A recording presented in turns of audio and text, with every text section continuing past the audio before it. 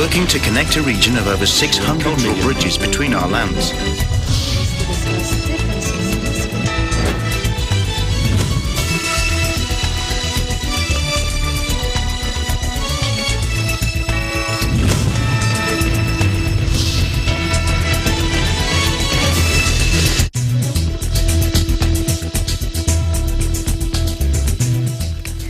Hello, I'm Alma Angeles. Welcome to ASEAN in Focus.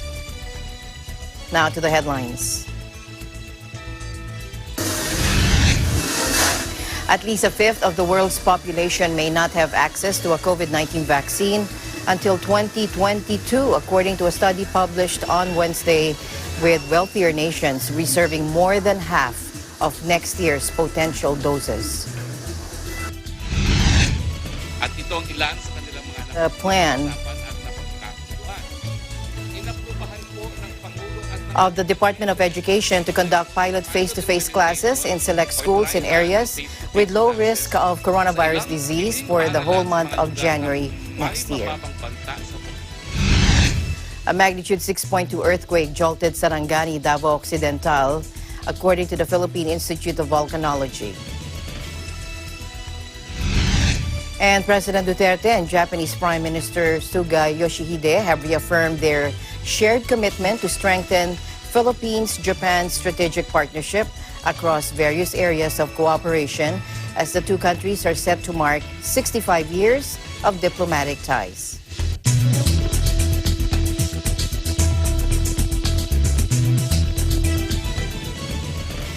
First, at least a fifth of the world's population may not have access to a COVID-19 vaccine until 2022.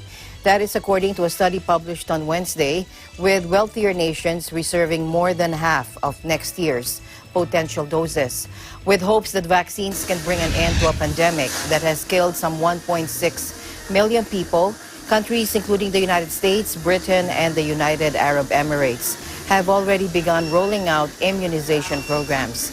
Wealthy nations, accounting for just 14% of the global population, have pre-ordered just over half of the vaccine doses expected to be produced by the 13 leading developers next year, according to researchers from the Johns Hopkins Bloomberg School of Public Health Fund.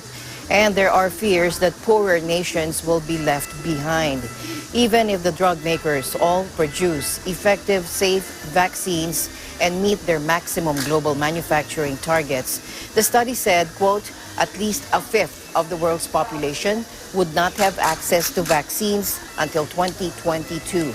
The research published in the BMJ Medical Journal looked at publicly available data and found that as of mid-November, reservations totaled 7.48 billion doses, equivalent to 3.76 billion immunization courses, because most vaccines require 2 jabs. Now, that is out of a total maximum projected manufacturing capacity of 5.96 billion courses by the end of 2021. Now, the Johns Hopkins author said prices for immunizations range from $6 per course to as high as $74. And they found that if all the vaccines work as hoped, many richer nations would have already reserved at least 1 immunization per person. Researchers said that Canada had ordered the equivalent of 4 doses per person. The U.S. has reserved just enough for 1 vaccine course per person, while countries like Indonesia have reserved less than 1 vaccine course for every 2 people. In other news, President Duterte on Monday approved the plan of the Department of mga lugar na may mababang banta sa COVID or low COVID risk para sa buong buwan ng Enero ng susunod na taon. Naka-flash sa ating screen ang inaprobahang timeline. Basahin po natin itong timeline na ito. No? Mula Disyembre 14 hanggang 18, magsusumiti po ang mga regional directors kay Secretary Briones through the Undersecretary for Field Operations sa mga nominated schools for pilot implementation or dry run. Sa December 28 po, magkakaroon ng pagpili ang ating Secretary kung saan gagawin itong mga pilot classes neto. No? Sa January 4 to 8 po, magkakaroon ng orientation, mobilization, and readiness confirmation of selected pilot schools.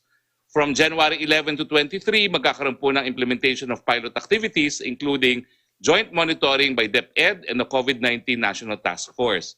At from January 25 to 29, magkakaroon po tayo na submission of regional reports on the pilot implementation, evaluation for final recommendation to the President. So ulitin ko po, pilot lang po ito. Ito'y isang buwan lamang. Wala pong pilitan. Voluntaryo po ito. Kinakailangan merong approval ng mga magulang.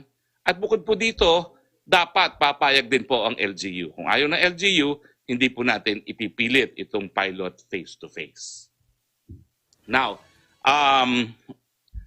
ano pa po yung detalye ng implementation? No? Pagkatapos ma-aproba ng DepEd, magsasagawa ng pilot implementation sa ilang piling paaralan sa mga lugar na categorized bilang low risk. Pangalawa, magsasagawa po ito kung may commitment lamang for shared responsibility ang DepEd, mga lokal na pamahalaan, at mga magulang. Kinakailangan pumayag yung tatlo. Pangatlo, makipag-ugnayan ng DepEd sa COVID-19 National Task Force para sa monitoring ng pilot implementation. Pang-apat, ang pilot implementation ay kinakailangan ma-evaluate para matukoy ang mga lugar na kailangan ng improvement at para makapagbigay ng pinal na rekomendasyon para sa mas mapalawig ang implementasyon. Tulad ng aking sinabi sa statement po kagabi, ang face-to-face classes sa mga lugar na pinapayagan ay hindi po compulsorya, voluntaryo ito sa parte ng mga magulang, mag-aaral at mga lokal na pamahalaan. Ngunit kailangan mag-submit po ng parents permit ang estudyante para makasali sa face-to-face classes. Kasama sa permit ang mga ginawa para mag-observe ng health standards sa bahay habang nasa biyahe, sa paaralan at immediate disclosure ng sintomas ng COVID-19 or exposure kung sino man miyembro ng household. Education Secretary Leonor Briones earlier emphasized that there will be no in-person classes this year and resumption of such would be limited to areas which are absolutely safe. She said F2F or face-to-face classes would only be allowed with the President's approval. Passengers are subjected to a penalty of $43.6 if they fail to wear face mask during flights in Vietnam. The latest regulation is part of the Civil Aviation Authority of Vietnam's directive on COVID-19 prevention and control measures on airplanes, especially during the New Year, Lunar New Year, and the Spring Festival of next year. Now, this move aims to ensure safety for passengers amid complicated evolution of the pandemic across the globe and the rising travel demands during upcoming festivals. Airlines are responsible for informing their passengers about disease prevention regulations, face coverings, and medical registration at check-in counters and on-board radios in accordance with Point A, Item 1, Article 8, Decree 162-2018 NDCP dated November 30, 2018 on administrative penalties for civil aviation offenses of Vietnam. Earlier, the Hanoi HCMC route was named as the world's second busiest after Republic of Korea's Jeju Seoul, according to British aviation analysis company OAG.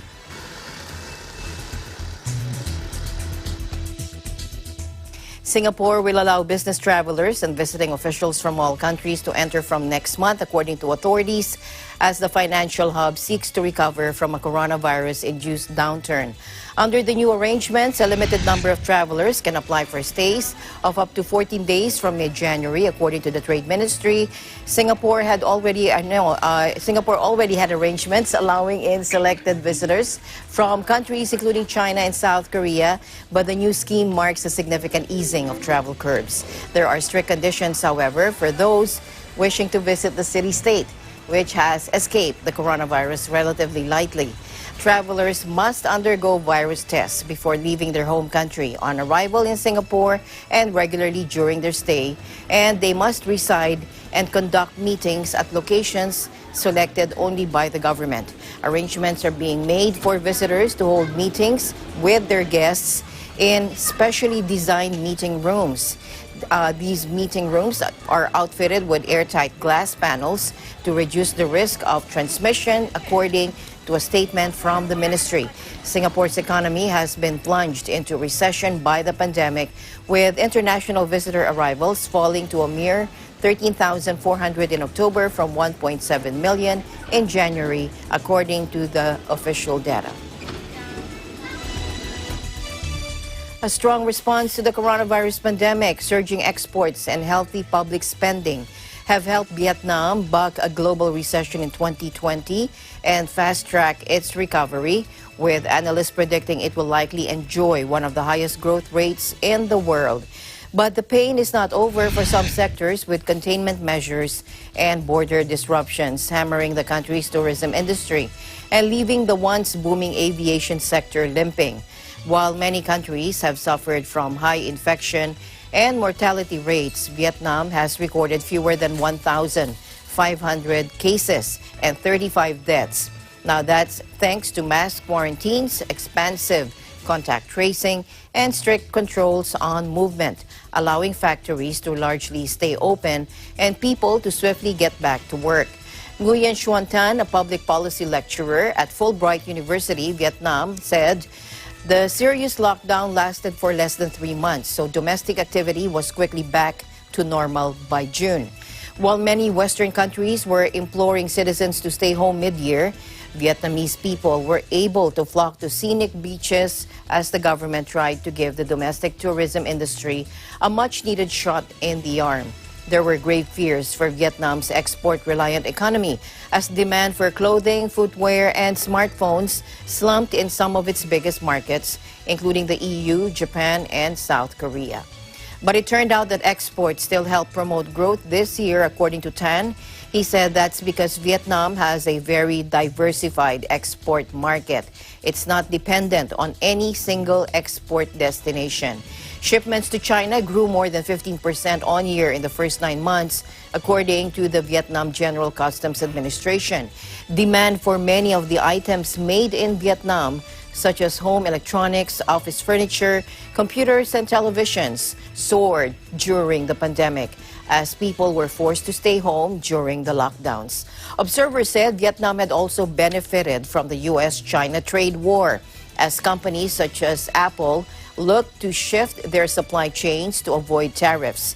The country's exports to the United States rose by about a quarter to $54.7 billion in the first 9 months of the year.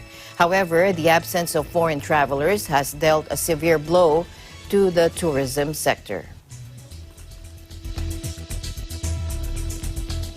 In other news, a magnitude 6.2 earthquake jolted Sarangani, Davao Occidental today, according to the Philippine Institute of Volcanology and Seismology, or PHIVOLCS. The tectonic quake struck 86 kilometers southeast of the municipality at 7:21 this morning with a depth of 16 kilometers. Intensity 5 was felt in General Santos City and South Cotabato, and intensity 4 in Kiamba, Alabel, Maasim, Glan, Malungon, and Malapatan in Sarangani, Lebac, Sultan Kudarat, Datu, Blas, Sinsuat, Maguindanao, and Coronadal City, Polomolok, Tampakan, and Tupi in South Cotabato. Intensity 3 was felt in Maytum, Sarangani, Cotabato City, Maguindanao, Davao City, Kidapawan City, North Cotabato, and Tantangan and Santo Niño in South Cotabato. Intensity 2 was reported in Columbio, Sultan Kudarat, Tacurong City, Sultan Kudarat, and Magpet, North Cotabato, while Intensity 1 was felt in Zamboanga City. The following instrumental intensities were also reported: Intensity 5 in General Santos City, South Cotabato, Intensity 4 in Kiamba, Sarangani, Tupi, South Cotabato, and Coronadal City, South Cotabato, and Intensity 3 in Kidapawan City, North Cotabato, Alabel, Sarangani, and Kidapawan City, North Cotabato. Reported intensity is the traditional way of knowing the intensity based on reports by people who felt the earthquake, while instrumental intensity is measured using an intensity meter that measures ground acceleration, according to PHIVOLCS Director Renato Solidum Jr. Both aftershocks and damage are expected from the magnitude 6.2 quake, according to PHIVOLCS.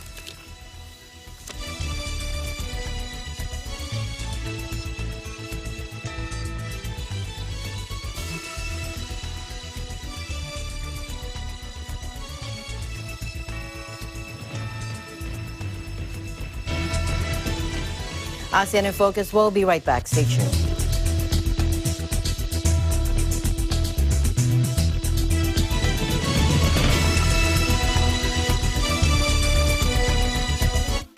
Factual. We have to defeat the virus everywhere. Timely information. Balanced, not only in the country, but also abroad. I'm certain of one thing. Interviews that people need to know. Watch Agila Pilipinas! A one-hour newscast of reports coming from regional hubs in Luzon, Visayas, and Mindanao. Know the important updates in Asia in ASEAN in Focus.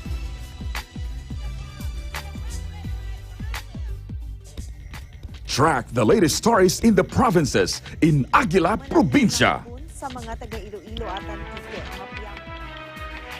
Tune into Mata ng Agila, the evening primetime news program of Net25. Balanced and objective, Mata ng Agila covers national and international issues, tackles news on business, health, science and technology, entertainment, sports and human interest features, and current events. And Eagle News International delivers the latest global reports, impartial, accessible, and up-to-date. It brings to fore EBC's rich international scope and access to valuable information streams. Well, thank you to explain our help outdoor attack. Catch these programs on Net25. You can also watch our news programs through eaglenews.ph and Eagle News Facebook page and YouTube channel.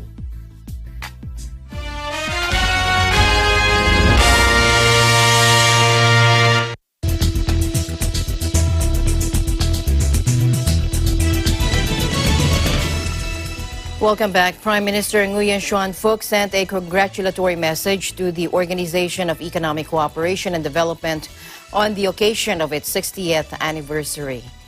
Now, the government chief spoke highly of the OECD's achievements over the past 6 decades.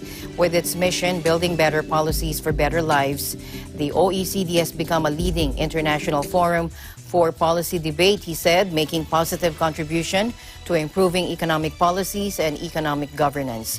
Now, based on science-based, multi-dimensional, intersectoral approach, the OECD has shared many valuable lessons and good practices on trade, investment, environmental protection, climate change, sustainable and inclusive development with developing countries.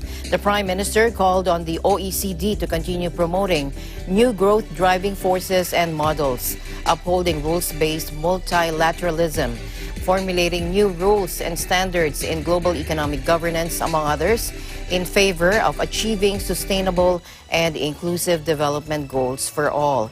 He also expressed his pleasure at the positive and substantial growth of the Vietnam OECD cooperation over the past time and called for more support and assistance from the OECD for Vietnam to realize the goal of becoming a high middle-income country by 2030 and high-income country by 2045. In a related news, the Organization for Economic Cooperation and Development, or OECD, said the world should return to a multilateral approach to global affairs for a strong, resilient, green, and inclusive recovery from the coronavirus pandemic. Commemorating the 60th anniversary of the organization, the OECD published an opinion article jointly penned by Spain's Prime Minister Pedro Sanchez and Secretary General of the OECD, Angel Gurria. Now, Sanchez and Mr. Gurria said the COVID crisis must be an opportunity and a turning point for reinforced and more effective multilateralism. Let's listen in.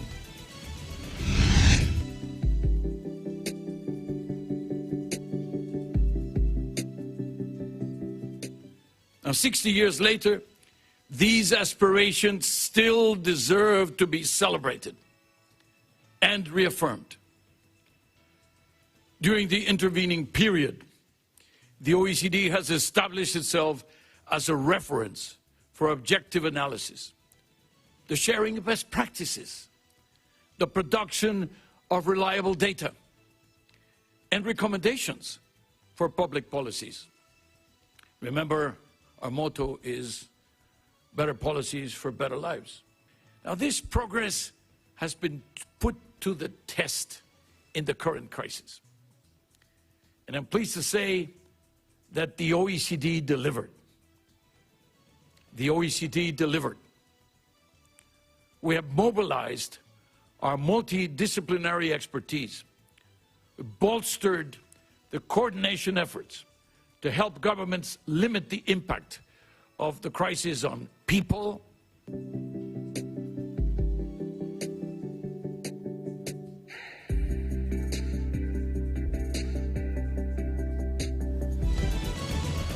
From the crowded camps of Bangladesh, Rohingya refugees take a dangerous and sometimes deadly trip by land and water as they try to reach Malaysia.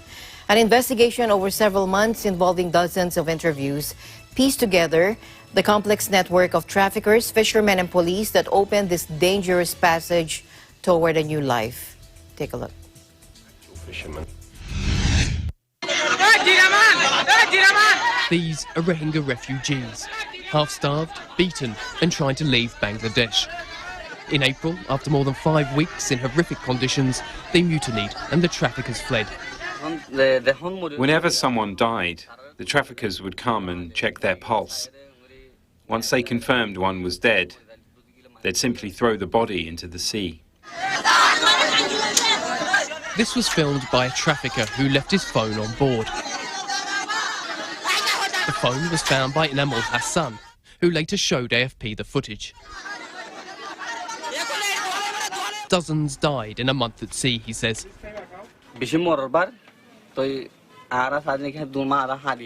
When we saw all these people dying, we started to shout at the smugglers. The Rakhine sailors came on the lower deck with sticks and fan belts and started beating us indiscriminately. The women went silent instantly, but the men kept resisting.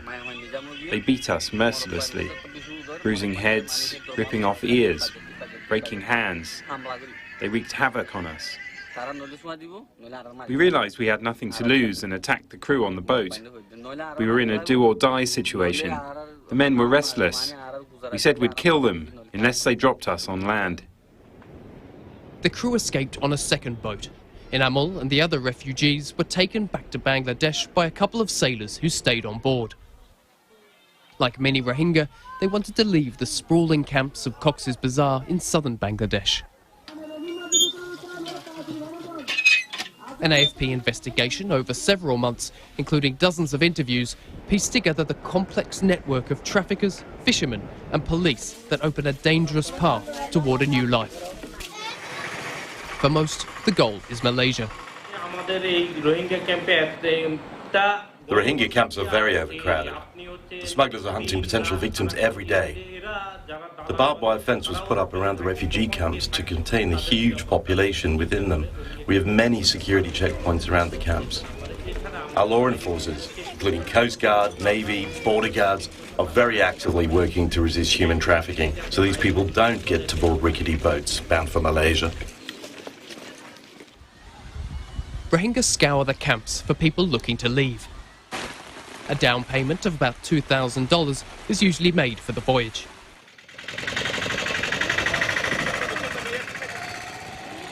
Pre-agreed vehicles take refugees on the 6-hour drive to the coast, through police lines. The auto rickshaw driver paid cash, so we didn't get checked. That's how we got past the checkpoints. Some groups, however, are bundled into police trucks before they reach the sea. For those who do make it to the bustling port, small fishing boats then take them to larger vessels that can hold up to 1,000 people. These ships can rake in more than $2.5 million a voyage. The fishermen pocket a little extra cash. When we go and check these boats, we see fishing nets and other fishing gear. It's very difficult for us to differentiate between actual fishermen and smugglers. Some refugees try their luck because they're promised work. Others leave for family they can only reach by phone, who have already made the perilous journey. But the risks are serious, and for Arofa Begum, one attempt to reach Malaysia was enough. I wouldn't get on a boat again, even if you paid me huge amounts of money. I would only go by air, if that was possible. Those waters were my family's worst nightmare. But many do still try the voyage, and it's thought more than 200 Rohingya have died at sea this year. Boats packed with refugees are now landing in Indonesia's Aceh province, a stopping-off point to Malaysia, which is just a few hundred kilometres to the east.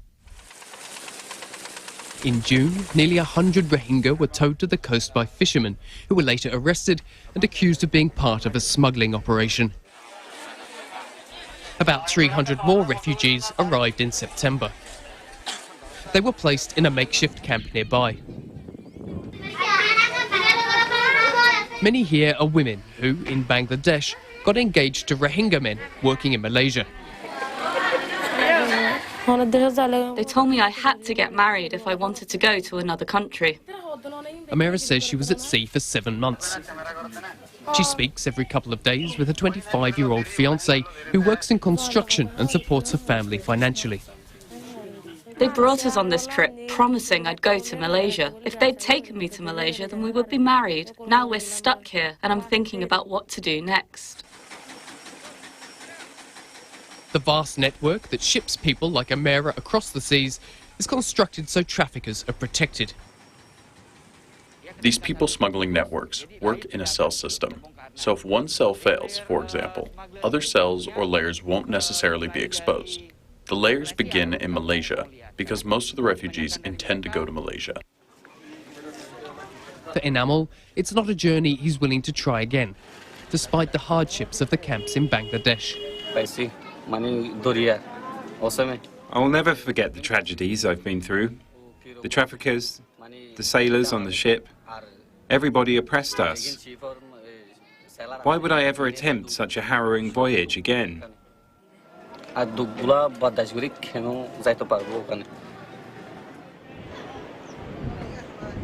It's a brutal system that grinds down humans who, looking out from the Bangladeshi coast, see hope for a better future, despite the risks.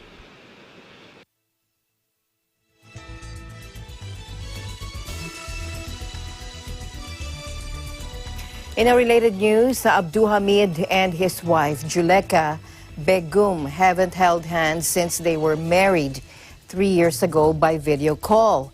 Now, the two Rohingya refugees knew each other as children, but Hamid left their native Myanmar 7 years ago to work in Malaysia, while Begum fled the country following a brutal military crackdown in 2017. And now they are stuck thousands of kilometers apart and with scant hope of being together. Take a look.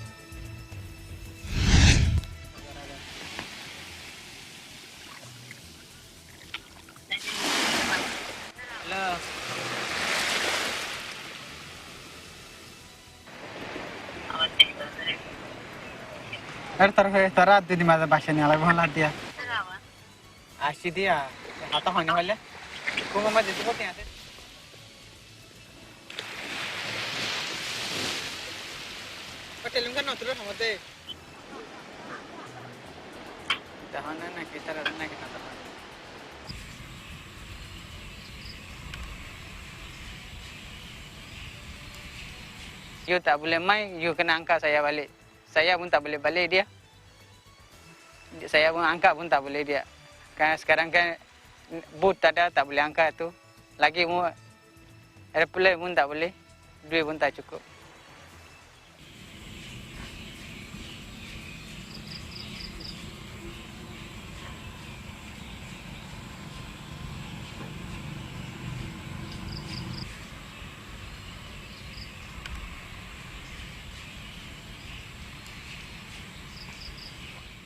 তিন বছরে বিয়ে হইতে যায় না হারিস রাস্তা আর ফেটরে রাস্তা বন হ্যাঁ কেন্দ্রে দেবা দই যাবে যায় না হারি আল্লাহ রাখুন এটার হাতে 2 ঘন্টা ভিডিও করা হরিয়ান হর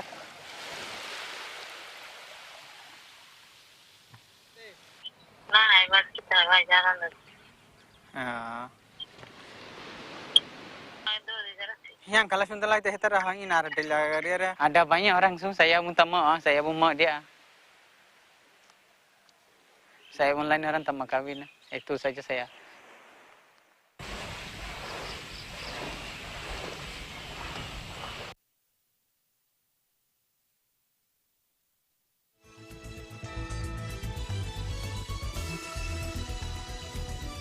Back here in the Philippines, police arrested a member of the Communist Party of the Philippines, New People's Army, wanted for a string of criminal cases in San Fabian, Pangasinan on Monday night. Philippine National Police Chief General Debold Sinas, citing reports from Police Regional Office 2, Cagayan Valley, Director Brigadier General Crizaldo Nieves, identified the arrested suspect as Alan Ray Balanay, 48. Considered the 8th most wanted suspect in the region, Balanay was arrested in Barangay San Mabilao, San Fabian, at about 10:45 p.m. by police intelligence operatives who came from Cagayan Valley to serve the warrant of arrest against him. Balanay has 4 separate criminal cases for murder, frustrated murder, illegal possession of explosives, and illegal possession of firearms, filed before Judge Edmar Castillo, Executive Judge of Regional Trial Court Branch 11 of Tuwao, Cagayan. Now, Sina said Balanay was listed in the PNP records as an officer of the Henry Abraham Command of the CPP-NPA Northern Front Committee operating in Northern Cagayan. Balanay is wanted for his alleged involvement in the February 2016 ambush slay of 6 members of the PNP Regional Public Safety Battalion in Bagao, Cagayan. He is among the 12 CPP-NPA personalities accused of 11 counts of attempted murder in the landmine ambush of Philippine Marines in Gataran, Cagayan in March of 2019. In 2010, Balanay and 20 other members of the Henry Abraham Command reportedly attacked the warehouse of Unimaster Conglomeration Incorporated in Gonzaga, Cagayan, and burned heavy equipment valued at 5 million pesos. The CPP-NPA, which has been waging a 5-decade armed struggle against the government, is listed as a terrorist organization by the United States, the European Union, the United Kingdom, Australia, Canada, New Zealand, and the Philippines.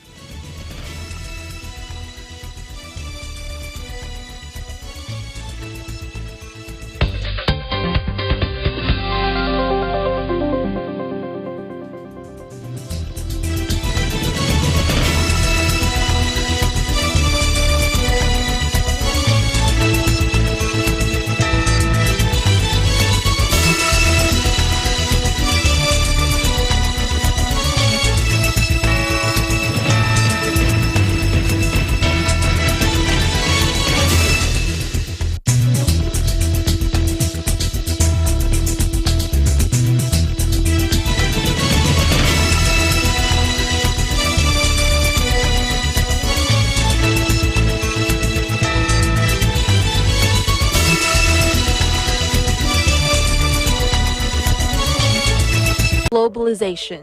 Startups, micro, small, and medium enterprises, as well as large corporations, all face interesting challenges in the market today.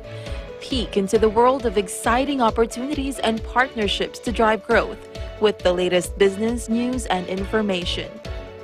We are open for business. Join the conversations to create a more vibrant environment for entrepreneurship. Catch Open for Business every Saturday from 5 to 6 p.m. Open for Business, from vision to action. Mga mahalagang pangyayari na naganap di lamang sa bansa, kundi maging sa iba't ibang panig ng mundo, ating balikan sa Pilipinas 2020. Tinutukan ng Eagle News Team sa iba't ibang sulok ng bansa, pati na sa ipayong dagat. Pilipinas 2020. Hatid sa inyo ng Net25, Radyo Agila, EagleNews.ph at ng Eagle News Live. Pilipinas 2020. Abangan! Events happen around us all the time. In our community, in our country, around the world. Events that affect people, move communities, or simply inspire us. interesting events that people need to know. In these interesting times, we continue to be a competent partner in delivering news about these events. Fast, accurate, balanced, eagle news, because we live in interesting times.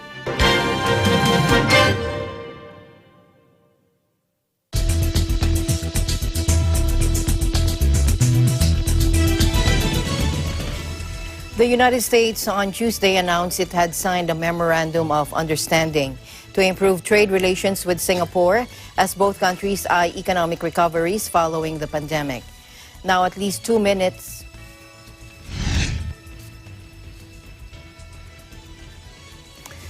United States is already the largest foreign investor in Singapore, which is in turn the fourth largest Asian investor in the American economy. In a statement, the U.S. Commerce Department said the renewable 2-year memorandum would enhance the availability of and access to trade financing options for U.S. and Singapore companies. This memorandum of understanding will help Singapore importers finance the purchase of U.S. exports and support Singapore investors looking at opportunities in the U.S., according to Commerce Secretary Wilbur Ross in a statement. The agreement made in the final weeks of U.S. President Donald Trump's administration comes after Singapore last week signed a trade pact with Britain following London's departure from the European Union. As like-minded partners, Singapore and the U.S. are committed to supporting our businesses as they respond to the global economic disruptions caused by COVID-19, according to Singapore's Minister for Trade and Industry, Chan Chung Sing. The United States is struggling with the world's worst coronavirus outbreak, with deaths topping 300,000, while Singapore has recorded about 58,000 infections and 29 deaths. The Department of Trade and Industry stands ready to support displaced and retrenched workers amid the pandemic in their entrepreneurial journey, according to DTI Secretary Ramon Lopez. During the Building an Entrepreneurial Society of Tomorrow, or BEST Bootcamp 3A Accept, Adapt, and Act program online launching Tuesday, Lopez said the government has various initiatives that will support those who would like to start their own businesses. The DTI launched the 3A BEST Bootcamp to help displaced workers and returning overseas Filipino workers start new livelihood after their jobs were being affected by the global health and economic crisis. Lopez said this kind of program of the DTI aims to give future entrepreneurs to have the right mindset as they embark on their entrepreneurial journey. Lopez said, now is the right time to open a business despite the pandemic, since the direction of the DTI and the Interagency Task Force for the Management of Emerging Infectious Diseases is to reopen economic activities. He added there have been signs of economic recovery since the government gradually eased the restrictions.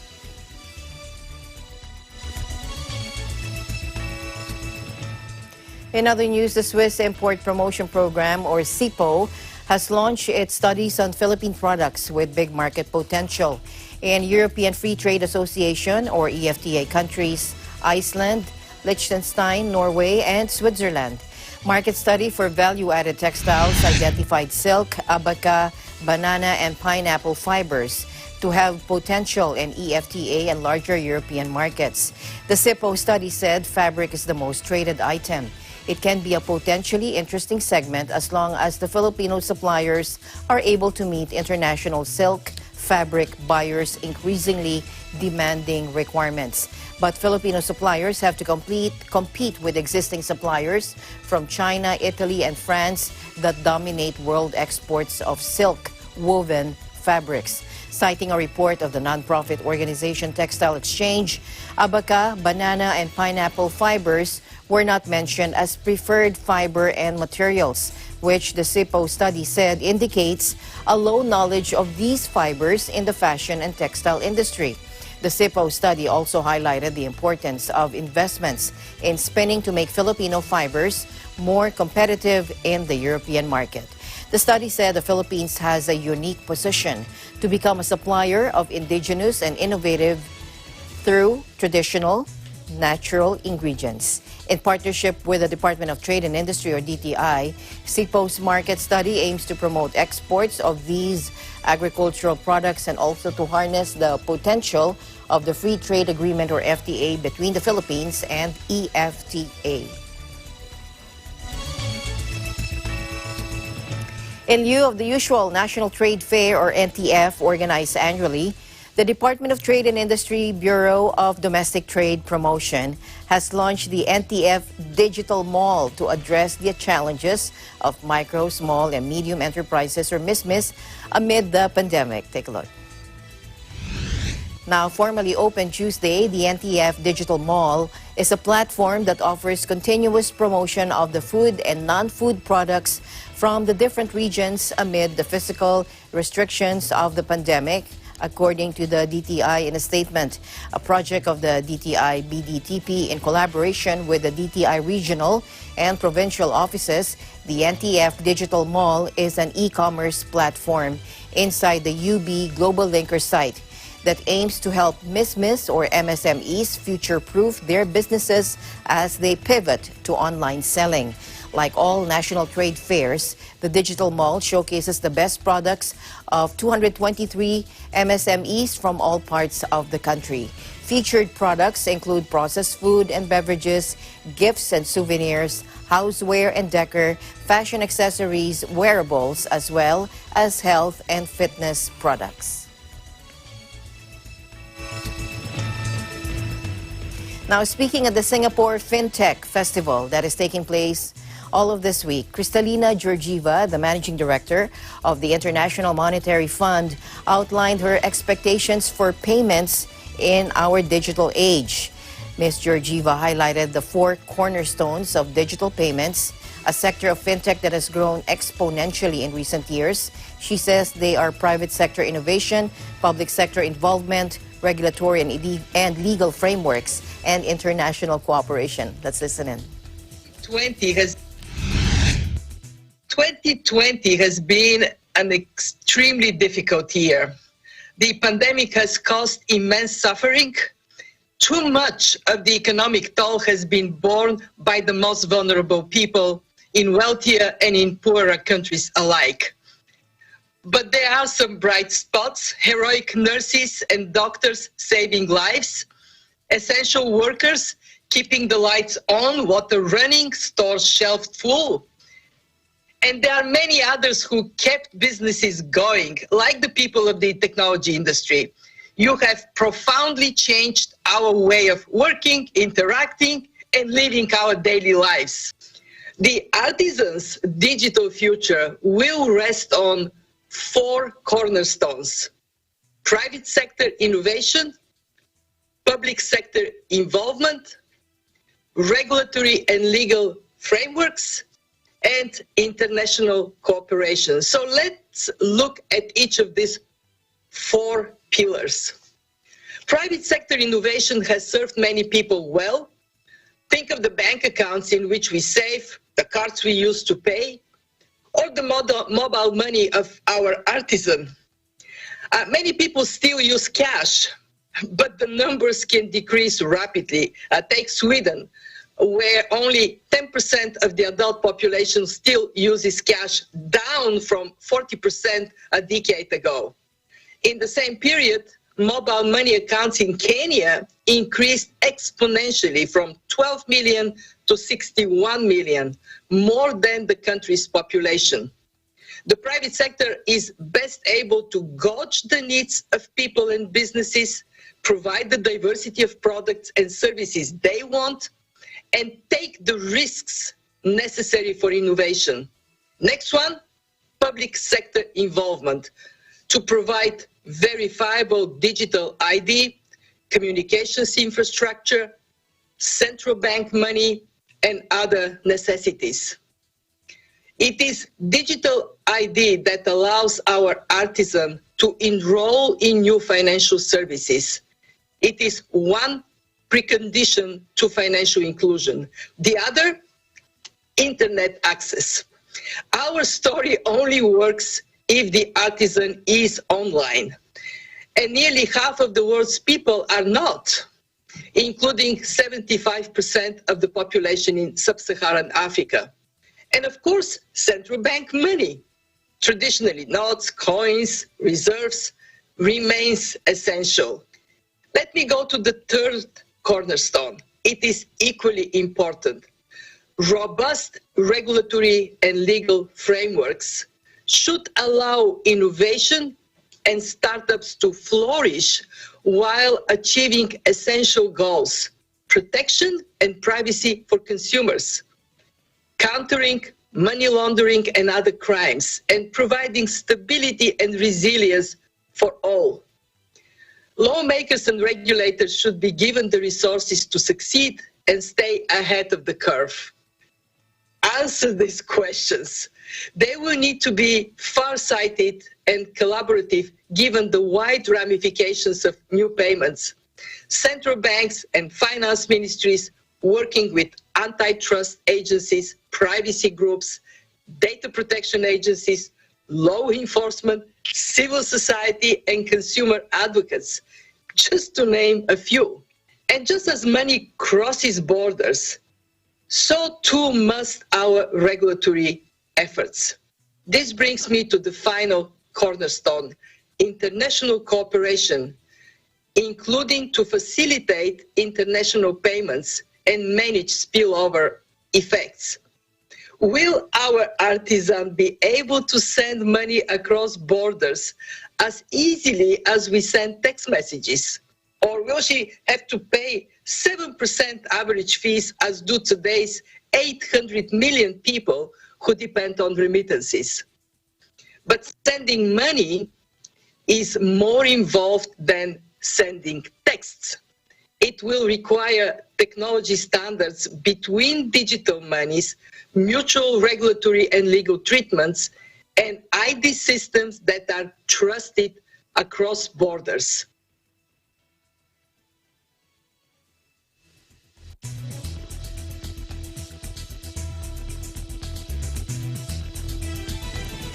And that is all the time we have for you today. That is the latest news in the Southeast Asian nations. Stay updated about the ASEAN region. I'm Alma Angeles, and we live in interesting times.